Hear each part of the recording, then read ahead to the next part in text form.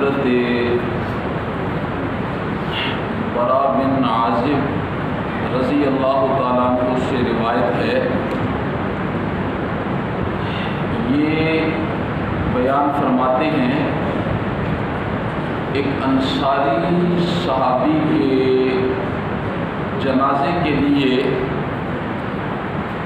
امام الانبیاء خاتم النبیین حضرت سیدنا محمد الرسول اللہ صلی اللہ علیہ وسلم کے ساتھ ہم لوگ قبرستان کی طرف گئے۔ لاحت تیار نہیں تھی، امام الانبیاء زمین پر بیٹھ گئے اور آپ کے ہاتھ میں ایک لکڑی تھی جس سے آپ زمین کریت رہے ہیں۔ جیسے پریشان حال بندہ اس کے ہاتھ میں لکڑی ہو تو زمین کریتتا ہے۔ پھر حضرت برا بن عازب کہتے ہیں کہ امام الانبیاء نے اپنا سر مبارک اٹھایا اور 3 مرتبہ یہ جملے کہے، لوگوں قبر سے اللہ کی پناہ مانگو۔ پھر اس کے بعد آپ نے ارشاد فرمایا، مومن کی روح جب نکلتی ہے تو اس کا کتنا شاندار استقبال ہوتا ہے۔ وہ جو مومن کی روح نکلتی ہے اور اس کا اللہ کی طرف سے کتنا شاندار استقبال ہوتا ہے، اسے میں نے کل کے درس میں آپ کے گوش گزار کر دیا ہے، یعنی آدھی حدیث میں نے کل آپ کو سنا دی ہے اور اسی حدیث کا آدھا حصہ آج آپ نے سماعت فرمانا ہے۔ اور مومن کے مقابلے میں کافر ہے، مشرک ہے۔ پھر امام الانبیاء نے حضرت برا بن عازب کہتے ہیں، امام الانبیاء نے جب مومن کی روح نکلنے کا حال ہمیں سنایا، پھر آپ نے ارشاد فرمایا کافر اور مشرک کی روح کے متعلق بھی سماعت فرمائیے۔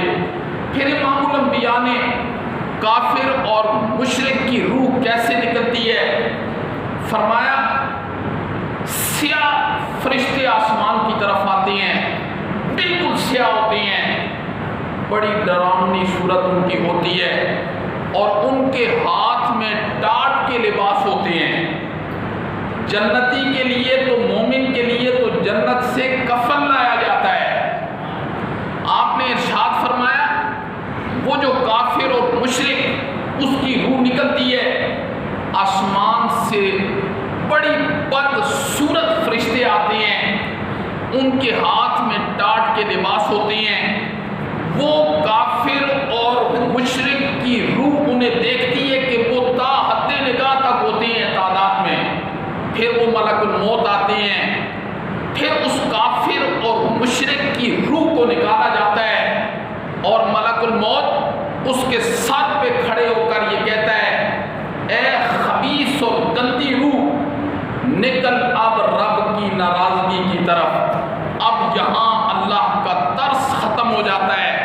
جس وقت غرغرے والی کیفیت شروع ہو جاتی ہے، فرشتہ آ جاتا ہے، ملک الموت آ جاتا ہے، بس اب اللہ کے ترس کی وہ صورت ختم ہو جاتی ہے۔ اب ہمیشہ ہمیشہ کے لیے کافر اور مشرک کے ساتھ اللہ کے غضب والی صورت شروع ہو جاتی ہے۔ قرآن نے بڑے عجیب عجیب مقام پر وہ مناظر ذکر کیے ہیں، اللہ کے غضب والے مناظر۔ بارہ جب وہ ملک الموت سر پہ کھڑا ہوتا ہے، وہ اسے کہتا ہے، اے خبیث اور گندی روح، اب نکل رب کی ناراضگی کی طرف، نکل رب کی ناراضگی کی طرف۔ حدیث کے اندر اس وقت امام الانبیاء نے فرمایا کافر اور مشرک کی روح اس کے جسم سے باہر نہیں نکلنا چاہتی، نہیں نکلنا چاہتی، وہ پورے جسم میں بھاگنے لگ جاتی ہے، اس لیے کہ اس کے سامنے آخرت کے سارے مناظر ہوتے ہیں۔ پھر قرآن نے نقشہ کھینچا 30ویں پارے کے اندر، قرآن کہتا ہے وَالنَّازِعَاتِ غَرْقًا وَالنَّاشِطَاتِ نَشْطًا وَالسَّابِحَاتِ سَبْحًا۔ ذرا اس کا مطالعہ کرنا ہے، یہ 30ویں پارے کی دوسری صورت ہے۔ آپ کے گھر میں کسی بھی ترجمے والا قرآن پڑھا ہے، آپ نے اسے پڑھنا ہے کہ اس وقت روح کیسے بھاگتی ہے۔ امام الانبیاء نے فرمایا پھر وہ ملک الموت اس کے جسم سے روح کو کیسے کھینچتا ہے؟ آپ نے فرمایا جیسے کانٹے دار سیخ ہو اور اس کے اوپر روئی کو لپیٹ دیا جائے پھر اس سیخ کو کھینچا جائے، فرمایا ملک الموت ایسے اس کی روح کو باہر کھینچتا ہے۔ پھر وہ جو تا حد نگاہ تک فرشتے بدصورتی کی صورت کے اندر بیٹھے ہوتے ہیں وہ فوراً اس ملک الموت سے اس روح کو لیتی ہیں اور اسے ٹاٹ کے اندر لپیٹتے ہیں۔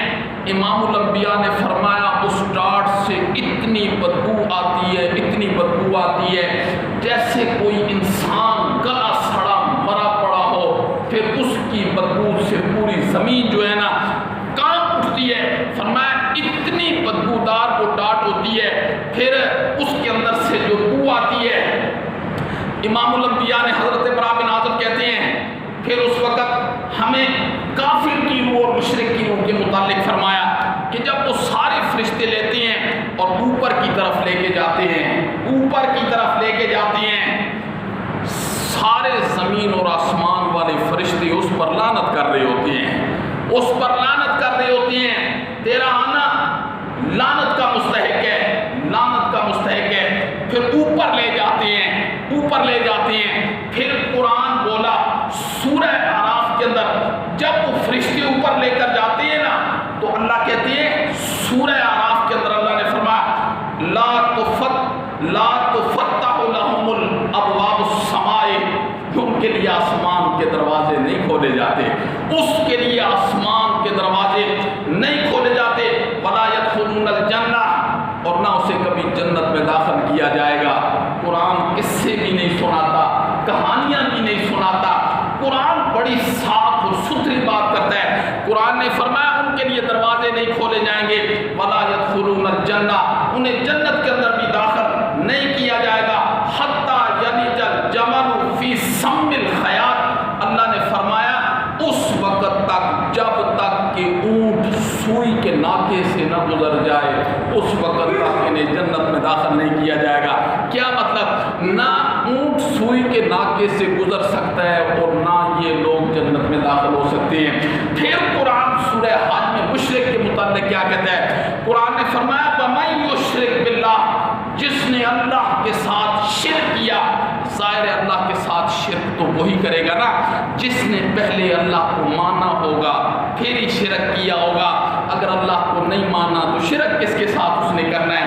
قرآن کہتا ہے وَمَن يُشْرِكْ بِاللَّهِ، جس نے اللہ کے ساتھ شرک کیا جی فَكَأَنَّمَا خَرَّ مِنَ السَّمَاءِ، گویا کہ وہ آسمان سے نیچے گر پڑا، آسمان سے نیچے گر پڑا،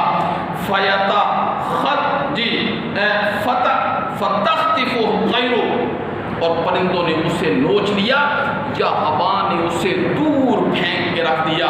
اللہ اکبر۔ امام الانبیاء نے ارشاد فرمایا کہ زمین و آسمان کے سارے فرشتے جو ہیں، سارے فرشتے اس پر لعنت کرتے ہیں، اور پھر ایک منادی ایک آواز لگاتا ہے یہ کس کی روح ہے؟ وہ کہتے ہیں یہ فلاں بن فلاں کی ہے، بڑے بدبخت کی ہے۔ پھر اللہ کی طرف سے آرڈر ہوتا ہے اسے 7 زمینوں کے نیچے پھینک دیا جائے، سجین میں، سجین کے اندر، جبکہ مومن کی روح 7 آسمانوں کے اوپر علیین میں ہوتی ہے۔ فرمایا اسے 7 زمینوں کے نیچے پھینک دیا جائے اور اس کے نیچے انگاروں کا بچھونا بچھا دیا جائے، جہنم کی آگ کا بچھونا بچھا دیا جائے، پھر اس کے اوپر بھی جو بستر ہوگا وہ جہنم کی آگ کا، پھر جہنم کا دروازہ کھول دیا جائے گا۔ امام الانبیاء نے فرمایا اس کی قبر اتنی تنگ کر دی جائے گی جیسے پسلیاں ایک دوسرے میں پسج جاتی ہیں، اس کی قبر کو ایسے تنگ کر دیا جائے گا۔ اور پھر وہ کہتا ہے، ایک آواز لگانے والا آتا ہے، کہتا ہے اللہ کے وعدے کا دن پا لیا، آج اللہ کے وعدے کا دن پا لیا۔ دنیا میں تجھے کہا جاتا تھا اللہ کی وحدانیت کو مان، اللہ کے ساتھ کسی کے ساتھ شریک نہ کر، اسلام کو قبول کر، آج اس ساری حقیقت کو تو نے دیکھ لیا، بڑی بدصورت صورت کے اندر وہ ہوگا، یہ کہے گا تو یہی بات کہنے کا مستحق ہے جیسی تیری گندی صورت ہے۔ کیا کہنا چاہتا ہے؟ وہ کہے گا میں تیرا عمل ہوں، میں تیرا عمل ہوں، دنیا والا عمل ہوں تیرا۔ پھر وہ دعا کرے گا مولا قیامت نہ آئے. مومن تو دعا کرے گا نا, آپ نے سنا وہ کہے گا مولا فوراً قیامت آ جائے تاکہ میں اپنے اہل و عیال کے پاس جنت میں پہنچ جاؤں. یہ دعا کرے گا کہ مولا قیامت نہ آئے. کیوں دعا کرے گا؟ اس لیے دعا کرے گا کہ اس عذاب کو یہ دیکھ لے گا اور اسے پتہ ہوگا سامنے کی جہنم کا عذاب کتنا سخت ہے. قیامت آئے گی تو اس کے بعد مجھے اس سخت عذاب کے لیے ہمیشہ ہمیشہ کے لیے اس کا شکار مجھے ہونا ہے. اللہ اکبر. پھر یہ ساری حدیث سنانے کے بعد امام الانبیاء نے ارشاد فرمایا کہ مومن بندے کی جب روح نکلتی ہے, مومن بندے کی روح نکلتی ہے اور جس وقت بھی روح نکلے, صبح شام دن رات جس وقت بھی نکلے جی, وہ وقت ایسے محسوس کرتا ہے جیسے سورج غروب ہونے کا وقت ہے. جیسے فرشتے اس سے سوال کرتے ہیں نا, وہ یہ سمجھتے ہی نہیں ہے میں مر گیا ہوں, وہ یہ سمجھتے ہی نہیں, وہ سمجھتا ہے میں دنیا کے اندر ہوں اور سورج غروب ہو رہا ہوتا ہے. وہ انہیں کہتا ہے کہ مجھے چھوڑو, نماز کا وقت ہو گیا ہے, میں نے نماز پڑھنی ہے, میں نے نماز پڑھنی ہے. امام الانبیاء نے فرمایا یہ وہی کہے گا جس نے دنیا میں نماز سے صحیح معنی میں محبت کی ہوگی. اب اس کے مقابلے میں وہ لوگ دیکھ لیں جن کے کان پر جوں بھی نہیں رینگتی ہے, نماز کبھی پڑھی کبھی نہ پڑھی. کوئی ایسے لوگ ہیں جنہوں نے آج تک نماز ہی نہیں پڑھی ہے, کوئی ایسے لوگ ہیں جو عید والے دن نماز پڑھتے ہیں, تو ان کا کیا حال ہوگا. اس لیے میرے محترم اس چیز کی طرف توجہ کرنی ہے کہ یہ بڑا حسین وقت ہے اس اعتبار سے کہ ہم نے ان مناظر کا سامنا کرنا پڑا ہے. اگر ہم یہ چاہتے ہیں کہ ہم ان مناظر کا سامنا خوبصورتی کے ساتھ کریں, اللہ خوبصورتی کے ساتھ ہمارا استقبال کریں, پھر آج والے دن جی یہ دنیا کی زندگی کے اندر عاجزی, انکساری, تواضع کو اپنا اوڑھنا اور بچھونا بنانا پڑے گا اور اپنی ضد اناد اور ہٹ درمی کو اللہ کے کلام کے مقابلے میں چھوڑنا پڑے گا اور اللہ کے کلام کو اختیار کرنا پڑے گا. اس لیے جو قرآن مجید اللہ رب العزت نے ہماری طرف بھیجا ہے, اللہ نے فرمایا وَلَقَدْ يَسَّرْنَا الْقُرْآنَ لِلذِّكْرِ فَهَلْ مِن مُدَّكِرٍ. یہ میں نے بڑا آسان آپ کی طرف بھیجا ہے, بہت آسان ہے. اللہ نے فرمایا سمجھنے کی تم ارادہ کرو, ہم تمہیں سمجھا کے رکھ دیں گے. یہ میرا کلام ہے, یہ زبان سے ادا کرنا یہ اتنا آسان نہیں ہے, لیکن اللہ کہتے ہیں ہم نے اپنے کلام کو ہر پڑھنے والی زبان کے لیے آسان کر دیا ہے. اس لیے میرے محترم وقت ہمارے پاس بڑا قیمتی ہے اور آنے والی مناظر بڑی سخت ہیں. اللہ رب العزت ہمیں عمل کرنے کی توفیق نصیب فرمائے اور اللہ ہم سب کی حفاظت فرمائے, اور جب دنیا سے جائیں تو اللہ ایمان کی حالت کے اندر ہمیں لے جائے. اللہم من احییتہ منا فاحیہ علی الاسلام, یہ پہلا ہے. دوسرے کے لیے ہر ایک بندہ کہتا ہے دعا کرو جی ایمان کے ساتھ چلے جائیں, تو پہلے پر کون عمل کرے گا؟ اللہم من احییتہ منا فاحیہ علی الاسلام, مولا ہم میں سے جس کو زندگی دے اسلام والی زندگی دے, اور اسلام والی زندگی والے کو ایمان والی موت ملے گی نا. زندگی اسلام والی ہے ہی نہیں ہے تو ایمان والی یہ کیسے ہو سکتا ہے کہ اسلام کے مطابق زندگی نہیں اور موت ایمان والی آ جائے؟ یہ ہو سکتا ہے؟ یہ نہیں ہو سکتا.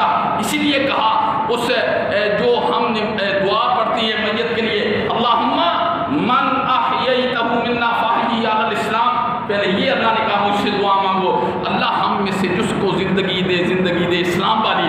اگلا جملہ یہ اللہ نے سکھایا ومن توفیتہ منا فتوفہ علی الایمان, ہم میں سے جس کو موت دے تو کس پر دے؟